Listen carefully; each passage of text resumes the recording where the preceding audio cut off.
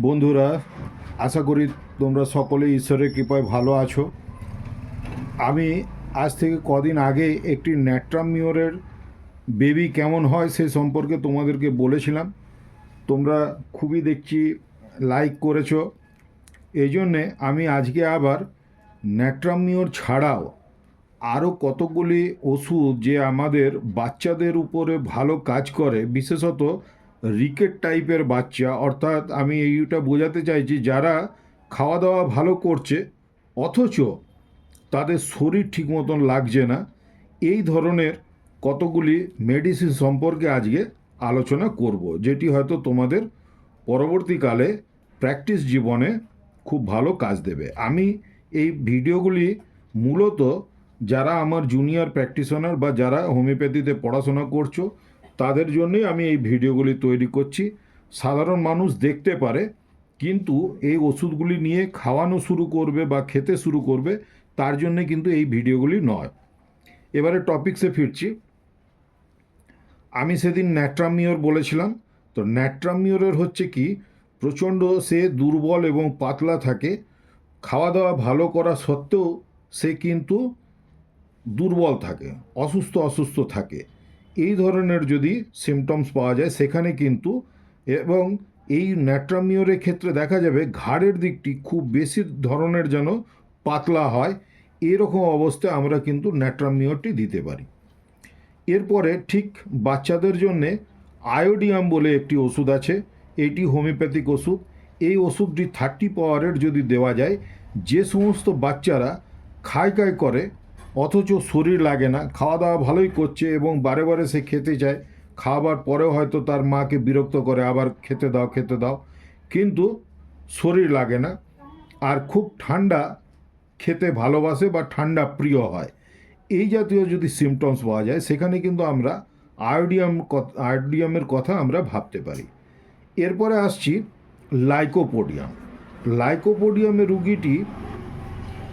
রোগীর দেহের উপরিভাগ, উপরের দিকটি শীর্ণকায় হবে, অর্থাৎ পাতলা দুবলা হবে উপরের দিকটি, যেমন ন্যাট্রামিওরে বলেছিলাম উপরের ভাগগুলি বেশি দুবলা পাতলা হবে, এবং নিচের ভাগটা লাইকোর ক্ষেত্রে কিন্তু একটু বেশি মোটা সোটা দেখতে পাওয়া যাবে।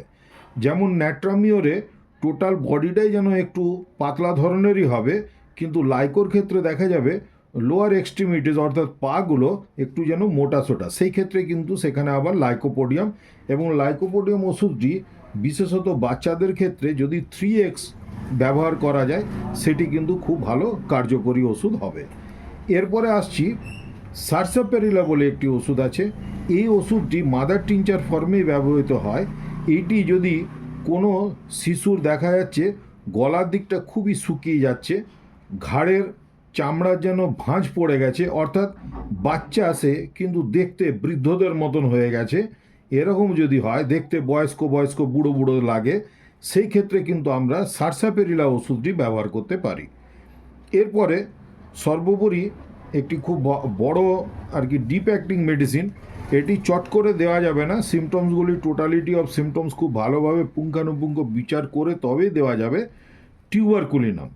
এই টিউবারকুলিনাম ওষুধটিও কিন্তু বাচ্চাদের, যে সমস্ত বাচ্চাদের গ্রোথ হচ্ছে না এবং তাদের যদি বংশের মধ্যে কারোর টিবি হয়েছে দেখতে পাওয়া যায়, বা ওই বাচ্চাটি হয়তো দেখা যাবে পাস্ট হিস্ট্রি দিল, তার হয়তো ছোটোবেলায় টিউবারকুলোসিস হয়েছিল, তখন কিন্তু আমরা টিউবারকুলোসিস কিন্তু 200 পোটেন্সির ওষুধটি 1 ডোজ অথবা 2 ডোজ, 1 মাত্রা অথবা 2 মাত্রা, এর চেয়ে বেশি নয় কিন্তু, সেটি হোমিওপ্যাথিক যারা পড়ছো নিশ্চয়ই জানো, বা যারা জুনিয়র প্র্যাকটিশনার তারাও জানো, এটি দেওয়ার পরে তারপরে আবার টোটালিটি অফ সিমটমস করে তার সঙ্গে কোনো মেডিসিন দিতে হবে। এইটি দেওয়ার পরে অবজারভেশন পিরিয়ডটি ভালো করে ফলো করতে হবে, তারপরে আবার নেক্সট মেডিসিন দেওয়া যেতে পারে।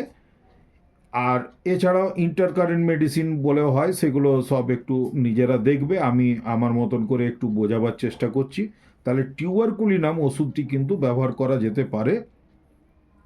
অন্যান্য ওষুধগুলো যখন সবই প্রায় ফেলিওর হয়ে যাচ্ছে, মানে আমাদের যেটা বইয়ের ভাষায় ওয়েল সিলেক্টেড রেমেডিজ আর failure, when well selected remedies are failure, then you have to think over the tuberculinum.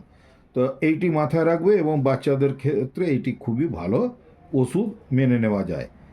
এই মোটামুটি এইগুলি তোমরা সব একটু আরও মন দিয়ে পড়ে টড়ে নেবে।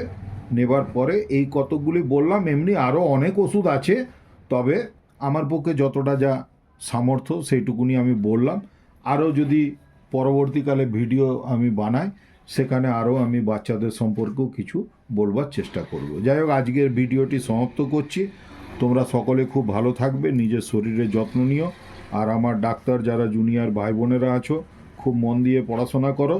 এবং যদি তোমাদের কিছু জানবার আগ্রহ থাকে, বা আমি আসানসোলে বার্নপুরে থাকি, আমাদের আসানসোলে একটি হোমিওপ্যাথিক কলেজ আছে, সেখানে কোনো স্টুডেন্ট যদি ভিডিওটি দেখতে পাচ্ছ, তাদের যদি কোনো রকমের বইপত্র লাগে বা নোটস লাগে, আমার কাছে সব কিছুই আছে।